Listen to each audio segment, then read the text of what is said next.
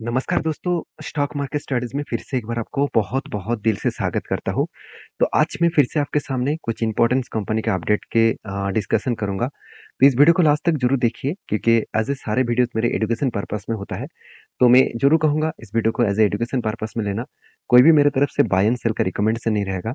आपको अगर सीखना है, अगर आपको स्टडी करके काम करना है, तो उस वीडियो को ज़रूर कंटिन्यू करिए। तो सबसे पहले मैं जिस कंपनी के बारे में डिस्कशन करूँ उसका नाम है केपीआईटी टेक्नोलॉजीज़। देखिए केपीआईटी टेक्नोलॉजीज़ एक आईटी सेक्टर से बिलॉन्ग करने वाला कंपनी है और आईटी सेक्टर में अलग-अलग कैटेगरीज़ कंपनी है।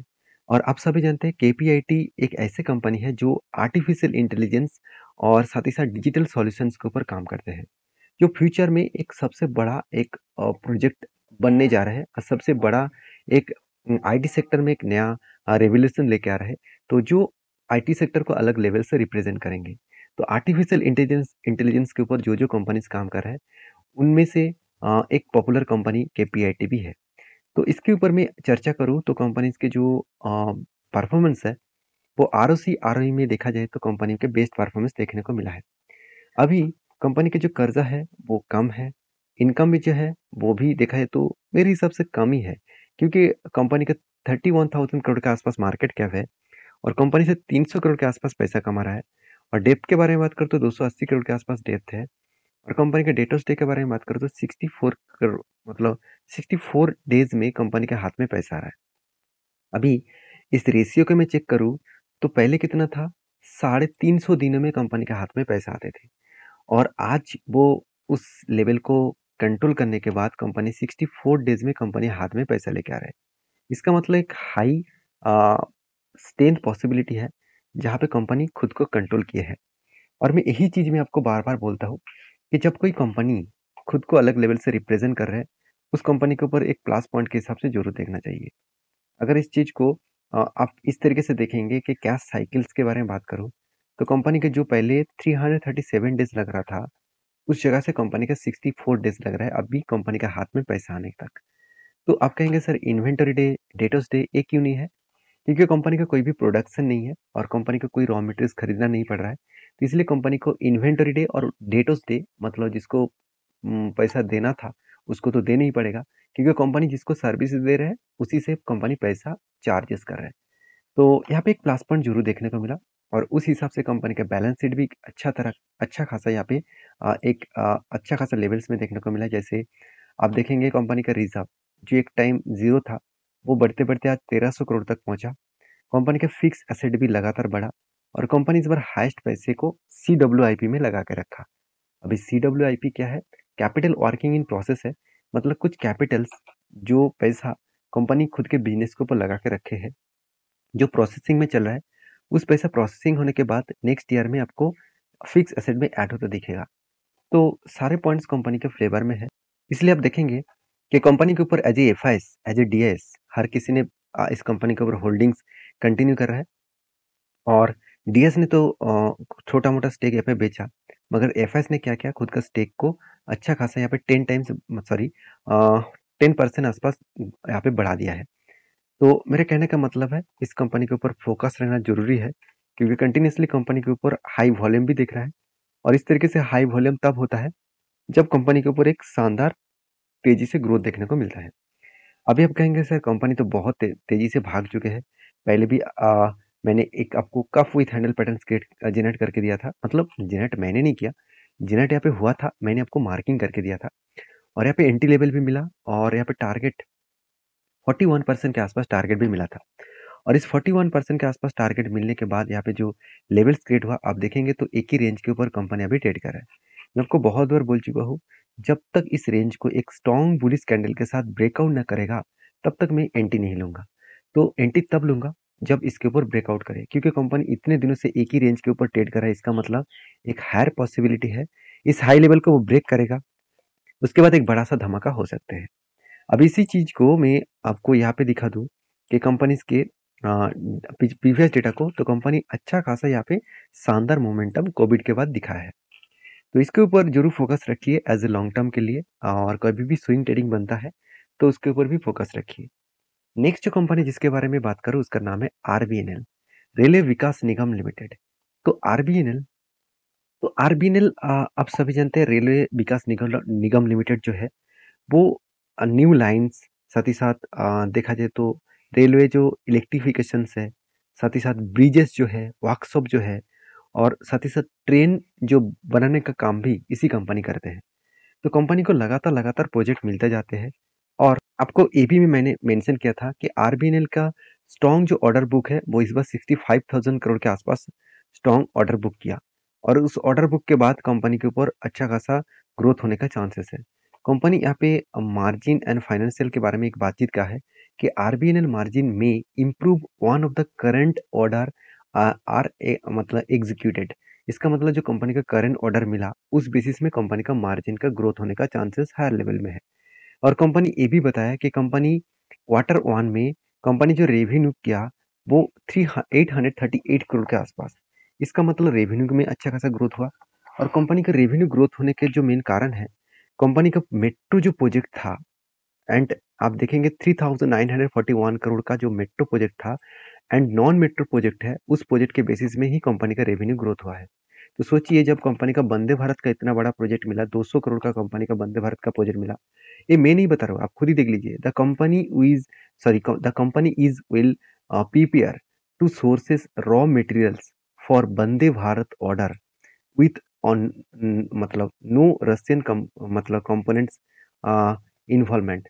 मतलब कंपनी के ऊपर ये बताया जा रहा है कि रशियन कंपनी के साथ डील करके काम करेंगे। तो अभी कंपनी ये बता रहा है कि मैं रशिया के साथ काम तो करूंगा, ज़्यादा से ज़्यादा मैन्युफैक्चरिंग मेरे माध्यम से ही होगा। तो उस बेसिस में कंपनी का ग्रोथ होने का चांसेस और भी बढ़ चुके हैं। तो इसीलिए मैं ज़रूर कहूँगा इस कंपनी के ऊपर फ़ोकस रखिए और शायद आपको लास्ट कुछ फ्यू डेज़ में कंपनी के ऊपर वॉल्यूम कम होता दिखे, क्योंकि जब कंपनी कंटिन्यूअसली बाय करते जा रहा था, मतलब बाय होते जा रहे थे, तो कभी न कभी वो तो रुकेगा, कभी न कभी प्रॉफिट बुकिंग होगा। तो इसलिए शायद वॉल्यूम कम होता जा रहा है। तो वॉल्यूम कम होने का कहाँ पे मकसद है आप देखेंगे, तो कंपनी के ऊपर एक cough with handle pattern scared हुआ था और यहाँ पे ब्रेकआउट भी हुआ और इसके टारगेट भी अचीव हुआ। और अभी देखिए कंपनी के ऊपर एक ही रेंज के ऊपर शायद वो ट्रेड करेंगे। तो यहाँ पे मैं कोई ट्रेड नहीं लेने वाला हूँ क्योंकि कंपनी आज टॉप लेवल में है। कंपनी यहाँ से कुछ भी हो सकते हैं, चाहे वो ऊपर भी जा सकते हैं और गिर भी सकते हैं। तो यहाँ पे मैं कुछ टाइम वेट करूंगा, उसके बाद कोई लेवल्स बने तो मैं आपके साथ जरूर शेयर करूंगा। तो एज ए लॉन्ग टर्म के लिए आरबीएनएल के ऊपर फोकस रखिए और शॉर्ट टर्म के लिए कोई भी अभी ट्रेड नहीं बना। जब ट्रेड बनेगा तो एजुकेशन पर्पस में मैं आपके साथ जरूर टेलीग्राम में और वीडियो बनाकर शेयर करूंगा। तो वीडियो अच्छा लग रहा है तो प्लीज़ एक लाइक जरूर कर दीजिएगा। नेक्स्ट जो कंपनी जिसके बारे में बात करूँ उसका नाम है IEX, Indian energy exchange.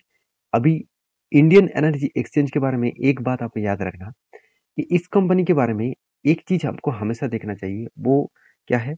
Indian energy exchange में जो मोनोपोली बिजनेस था वो तो खत्म हो गया।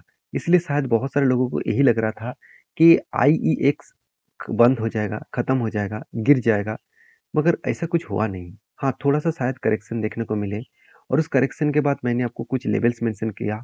वो लेवल्स के हिसाब से कंपनी चल रहा है। मेरे हिसाब से एक अच्छा खासा ट्रेड यहाँ पे बन रहा है एज़ ए स्विंग ट्रेडिंग्स के लिए। वो लेवल्स मैं आपको दिखाऊँगा, उससे पहले कंपनी का परफॉर्मेंस देख लीजिए। जो लोग ये बता रहे थे कि कंपनी खराब है, उसके लिए मैं इस डेटा को ज़रूर दिखाऊँगा। पहले देख लीजिए कंपनी का आरओसी, आरओई बेस्ट है। कंपनी का पी रेशियो ठीक-ठाक ही है, उतना ज़्यादा हाई नहीं है। कंपनी का एनुअल इनकम भी अच्छा है। कंपनी का डेब्ट 0 है। मान लेता हूँ प्रोमोटर के पास कोई भी होल्डिंग्स नहीं है। तो प्रोमोटर के पास होल्डिंग नहीं है इसका मतलब ये नहीं कि कंपनी खराब हो गया। बड़े से बड़े दिग्गज कंपनी जैसे एल&टी जैसे कंपनी, आईटीसी जैसे कंपनीज के ऊपर भी कोई भी प्रोमोटर नहीं है। तो इस कंपनी के कुछ पॉइंट्स आप देखेंगे तो कंपनी क्वार्टरली जो रिजल्ट पब्लिश किया, जो पिछले बार का क्वार्टरली रिजल्ट था सिर्फ 98 करोड़ के आसपास और आज वो रिजल्ट किस तरीके से हुआ 104 करोड़ के आसपास। इसका मतलब सेल्स में भी इंक्रीजिंग देखने को मिला, एक्सपेंस को भी कंपनी कंट्रोल में रखे। उसके बाद कंपनी अच्छा खासा यहाँ पे प्रॉफिट भी जनरेट किया। पिछले साल में प्रॉफिट था 69 करोड़ और इस बार वो बढ़ के हो चुके 74 करोड़। इसका मतलब कंपनी में अच्छा खासा प्रॉफिट भी जनरेट हुआ है और इस अच्छा खासा प्रॉफिट जनरेट करने के बाद कंपनी के ऊपर एक अच्छा खासा स्ट्रेन भी बन रहा है। तो मेरे हिसाब से यहाँ पे कंपनी के ऊपर अपकमिंग कुछ ईयर्स में कंपनी का अच्छा खासा ग्रोथ होने का चांसेस है। अभी आप देखेंगे तो कंपनी के जो इन्वेस्टर है उसके हिसाब से देखा जाए तो कंपनी के ऊपर प्रोमोटर से लेकर एफएसडीएस पब्लिक हर किसी ने निवेश करके रखा है। क्यों रखा है? क्या वो बेवकूफ है? जो लोग ये बता रहे कि कंपनी खराब हो गया, बर्बाद हो जाएंगे, उसके लिए मैं एक ही बात कहूँ कि पावर कंजप्शन का जो डिमांड है वो लगातार बढ़ते जा रहा है और भी बहुत ज़्यादा बढ़ने वाला है। क्योंकि बहुत सारे कंट्रीज़ के जो कंपनीज़ हैं, वो इंडिया में वो खुद का हब बनाने वाला है। साथ ही साथ इंडियन इकोनॉमी बहुत तेज़ी से ग्रोथ कर रहा है। उस बेसिस में बहुत सारे स्टार्टअप, बहुत सारे कंपनीज़ अच्छी तरीके से खुद को बिल्ड कर पाएँगे और उसके लिए मतलब इलेक्ट्रिक का जो डिमांड है, वो बढ़ते जाएँगे। तो इस हिसाब से देखा जाए तो कंपनीज़ में अपकमिंग कुछ ईयर्स में अच्छा खासा ग्रोथ होने वाला है। वो कब वो नज़रिया आपको कुछ दिनों के बाद ही दिखेगा। तो अभी कंपनी की जो परफॉर्मेंस है, उसके बारे में डिस्कशन करूँ तो कंपनी के ऊपर कंटिन्यूअसली यहाँ पे क्या हुआ, कंटिन्यूअसली यहाँ पे क्या हो रहा है, सेल्स इंक्रीज़ होता जा रहा है। तो मतलब डिलीवरी उठाते जा रहा है और देखिए मैंने आपको एक लेवल्स भी मेंशन करके करके दिया था, वो क्या था? यहाँ पे कंटिन्यूअसली बाइंग का एक ट्रेड बना था और वो भी 21% के आसपास। जब कंटिन्यूअसली कोई बाइंग कैंडल का ट्रेड बनता है, तो आपको इंतज़ार करना है जब उसको टच करेगा नीचे साइड में, तब एंट्री लेना। मेरा एंट्री लेवल इस लेवल में है, मैं पहले भी आपको वीडियो बना के शेयर किया था और मैं इंतज़ार कर रहा था, उसके बाद देखिए एक अप मूवमेंट गया, उसके बाद करेक्शन। तो आपको इस तरीके से बहुत बार डराएगा, बहुत बार आपको इस तरीके से पैनिक सिचुएशन क्रिएट करेगा। तो आपको ये देखकर जितना चिंता करने का ज़रूरत नहीं, आज नहीं तो वो कल आपको ज़रूर टारगेट देगा। तो मैं तो इंतज़ार करूँ, अगर इसके नीचे भी आ जाए तो भी मैं इंतज़ार करूँगा क्योंकि कंपनी में जो स्ट्रेंथ है और जिस तरीके से पैटर्न क्रिएट हुआ है, उस पैटर्न्स ऑब्वियसली टारगेट देने के लिए ही पैटर्न क्रिएट बना है। तो आप इस कंपनी के ऊपर फ़ोकस रखिए, आप पहले से फ़ोकस रखे हैं, तो मुझे ज़रूर कमेंट्स करके बताना और आप नया अ, वीडियोज़ देख रहे हैं तो ज़रूर कहूँगा इस कंपनी के ऊपर जो एंट्री लेवल्स बन रहा है, वो कुछ इस तरीके से पैटर्न्स के हिसाब से बन रहा है। जब कंटिन्यूअसली बाइंग पैटर्न बनता है, तो उसका आप लोअर लेवल और अपर लेवल मार्किंग कर लेना। लोअर लेवल में जब टच करेंगे, वहाँ पे एंट्री बनेगा और अपर लेवल में उसका टारगेट बनेगा। मैं इस तरीके से ट्रेड बहुत बार ले चुका हूँ और आपके साथ मैं शेयर भी कर चुका हूँ। जो मेरा पुराना सब्सक्राइबर है, उनको पता है। तो आप भी ज़रूर कंटिन्यू करिए, स्टडी करिए और ज़रूर देखिए इस तरीके से पैटर्न्स को। नेक्स्ट जो कंपनी जिसके बारे में डिस्कशन करूँ उसका नाम है, आप देखेंगे तो टिन्नर रबर एंड मतलब इंफ्रास्ट्रक्चर लिमिटेड। तो टिन्नर रबर एंड इंफ्रास्ट्रक्चर लिमिटेड जो है, वो देखा जाए तो एक रबर कंपनी है और इस कंपनी के ऊपर कोविड के बाद अच्छा खासा धमाका हुआ और कोविड के बाद कंपनी 6000% के आसपास रिटर्न दिया। मतलब कोविड के टाइम से इस कंपनी का रिटर्न के हिसाब से देखा तो कंपनी 6000% का रिटर्न दिया। तो सोचिए, इस रिटर्न देखकर बहुत सारे लोगों को चक्कर भी आ रहा होंगे और वो ये बता रहे हैं कि अगर सर इस कंपनी के ऊपर तब आपने बता दिया होता, तो आज मुझे मतलब मैं तो करोड़पति बन जाता। ये बात सही है, आप करोड़पति बन जाते। करोड़पति नहीं बनते, 1 लाख रुपये 1 लाख रुपए अगर इस कंपनी के ऊपर निवेश करते, तो आपका फंड 60 लैक्स हो जाते। तो इसमें करोड़पति बनने का कोई फ़ॉर्मूला नहीं है।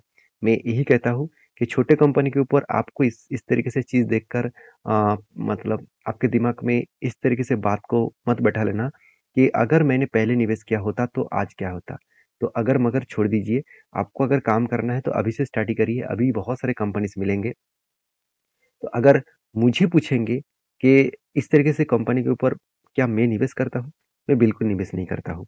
हाँ, इस कंपनी ने एक अपडेट दिया, जिस अपडेट को दिखाने के लिए मैं आपको सारी चीज़ दिखा रहा हूँ। वो अपडेट क्या है? 15 तारीख को आपको 1 के बदले 1 शेयर कंपनी बोनस के हिसाब से देने वाला है। तो इस बोनस के हिसाब से अगर कंपनी के ऊपर इन्वेस्टमेंट करना चाहते हैं, तो ज़रूर स्टडी करके काम करिए। तो आई होप वीडियो में आपको सारी जानकारी मिल चुका है। वीडियो अगर अच्छा लगे तो प्लीज़ लाइक करना, दोस्तों के साथ शेयर भी करना और चैनल को सब्सक्राइब भी करना और इस वीडियो को टोटली एजुकेशन पर्पस में देखना। कोई भी मेरे तरफ से बाय एंड सेल का रिकमेंडेशन नहीं है, तो रिसर्च करने के बाद ही काम करना। मिलते हैं नेक्स्ट वीडियो में, तब तक के लिए अच्छे से रहिए, अपने ख्याल रखिए।